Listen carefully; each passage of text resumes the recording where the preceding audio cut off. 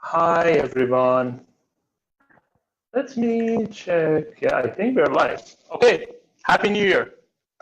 First of all, Happy New Year. And I have to apologize because of the poor quality of audio. The reason being is usually I use this, which is a great microphone. But today, for some reasons, I've forgotten my USB hub. So I have to use these microphones, which are weak comparing to that professional microphone. Okay, anyways, let's start. Okay, let me share this with you. Awesome. Large. There we go. Okay, this is the fourth session of evidence-based hypnotherapy journal club, and we want to focus on the effect of hypnosis and hypnotherapy on sleep disturbances. First of all, thank you, our sponsor, Luxury Corporate Cruises. And the title of the article we want to focus on tonight is Hypnosis Intervention Effects on Sleep Outcomes, a Systematic Review. And it's published in Journal of Clinical Sleep Medicine, and the affiliate is, I think, Portland, Oregon.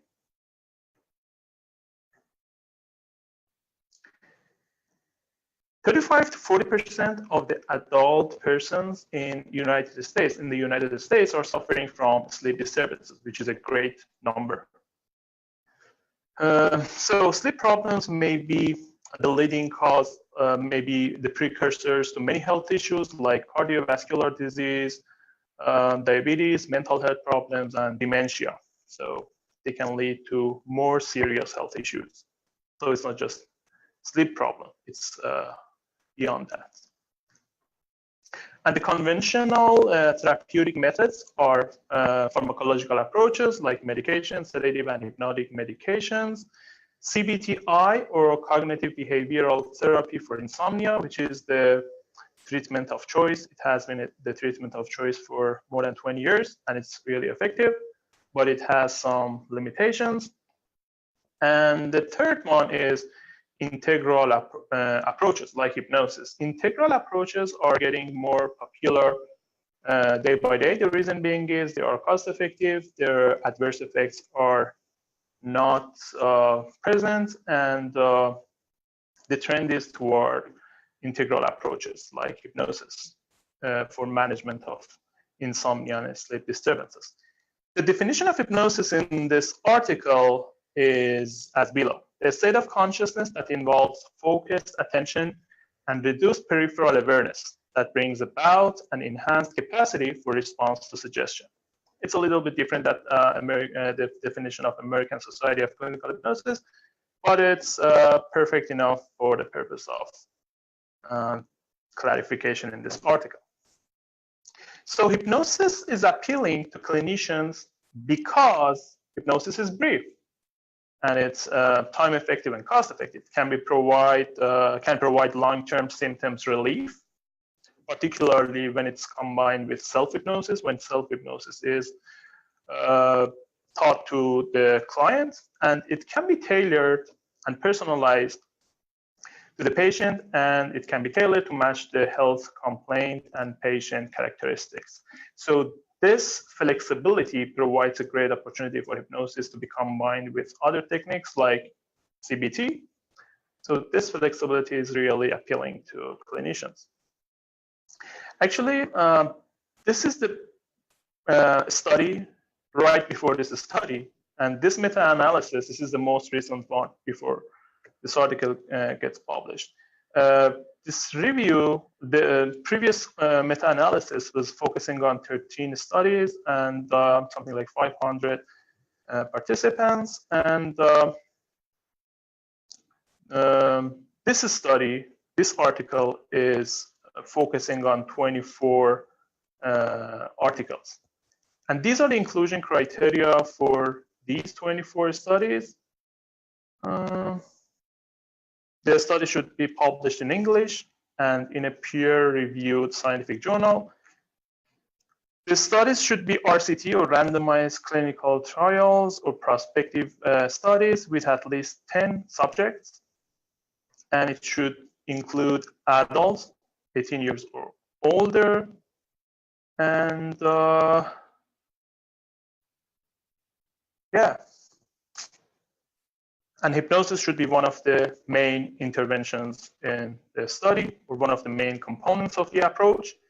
And outcomes should be measurable and they should be quantitative or qualitative and reflecting the quality of sleep.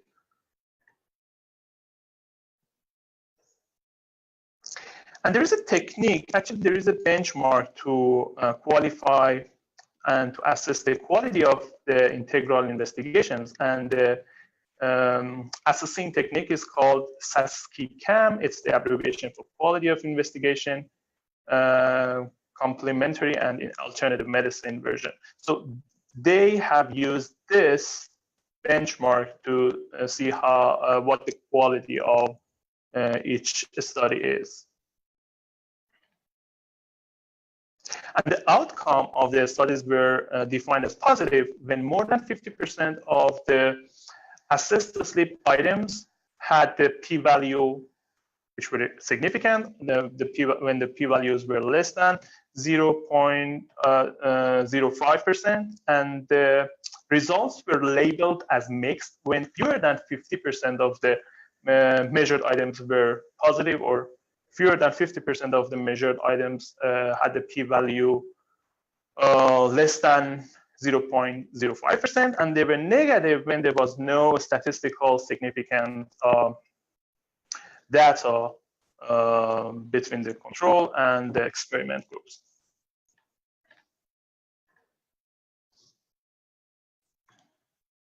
And the health conditions, the underlying health conditions were different. Some of them had insomnia directly or sleep complaints like sleepwalking or sleep terror, depression symptoms, PTSD, cancer, and chronic pain conditions like low back pain or facial and temporomandibular pains, irritable bowel syndrome, and fibromyalgia.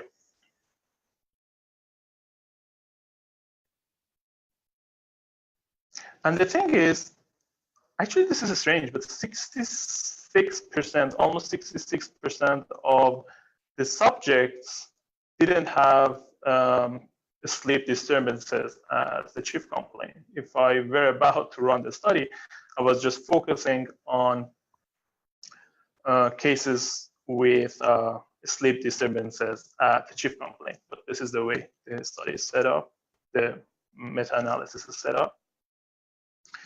And 75% were controlled studies.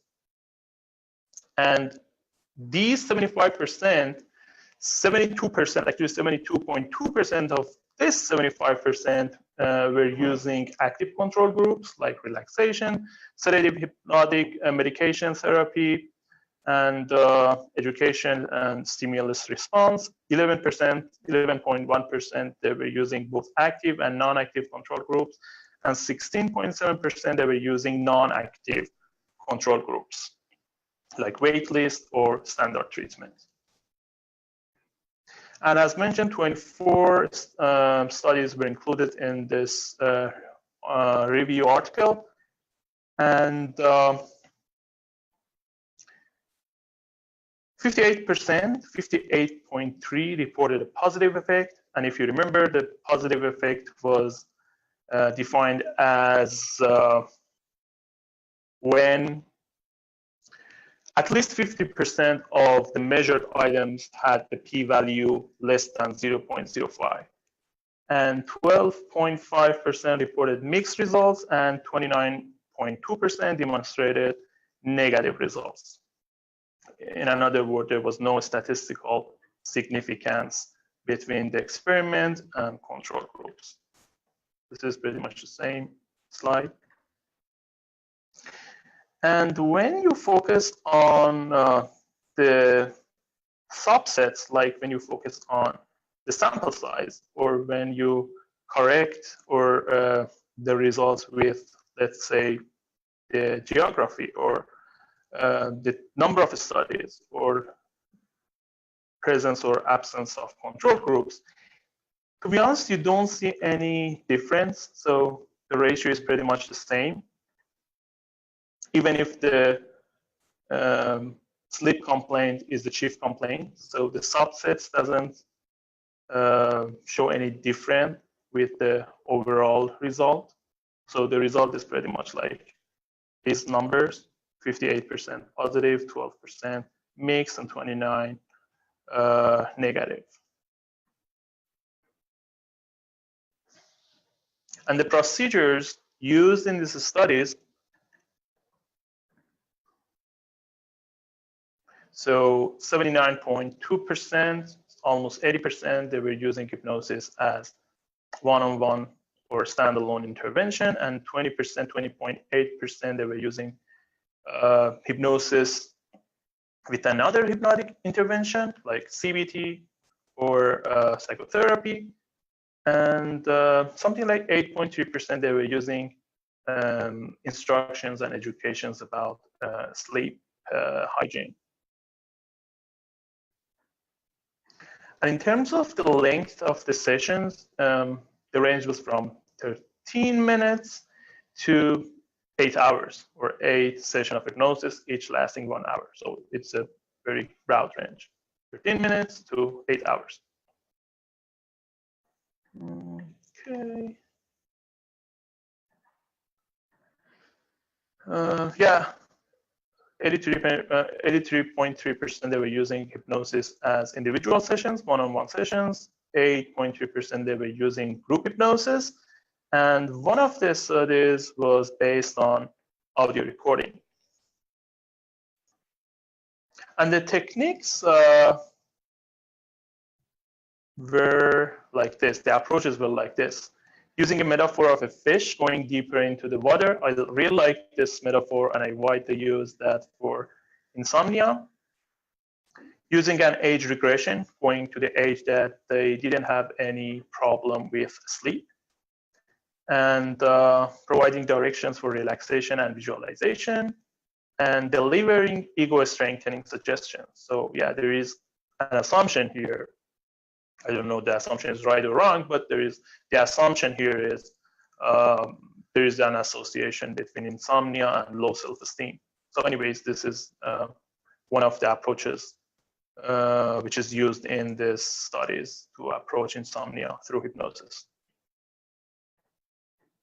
In terms of hypnotizability, they use different questionnaires to measure the hypnotizability. Harvard scale hypnotic susceptibility test was used in 55.6% of cases, and Stanford hypnotic susceptibility scale, which is my favorite one, was used in 1/3 of the studies, and the hypnotic induction profile was 11.1%. The strange thing was there was no relation between the hypnotizability of subjects and the results in this meta-analysis.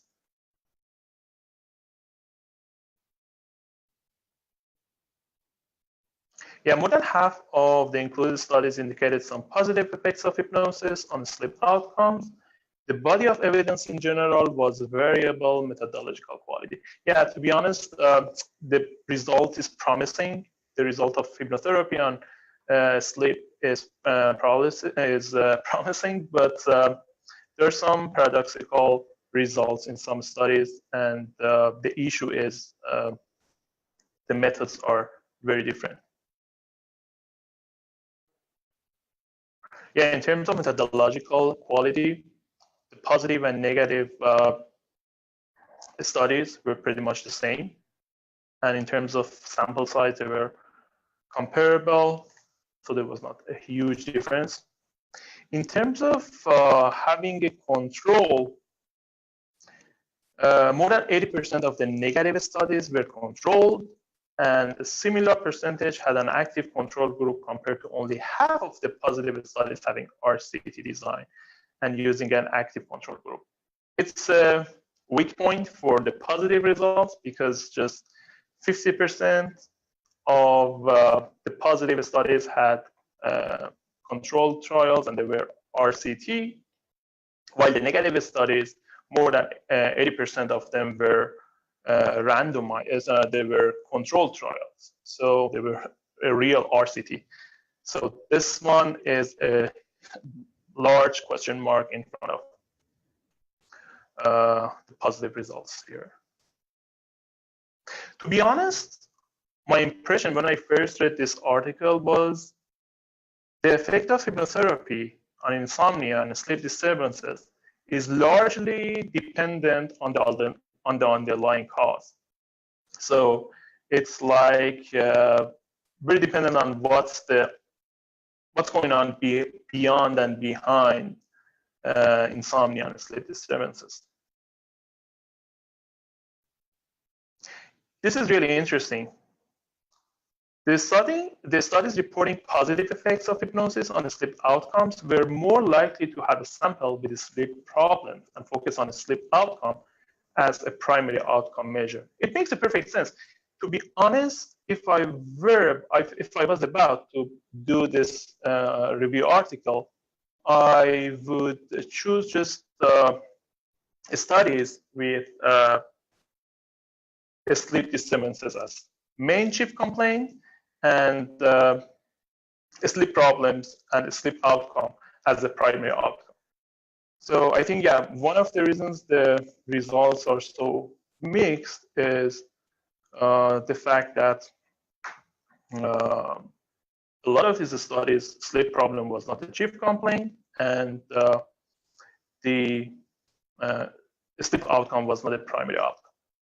Yeah, this is the presentation tonight. Let's see if anybody is in the meeting and I can discuss this. Otherwise, I think that's pretty much it.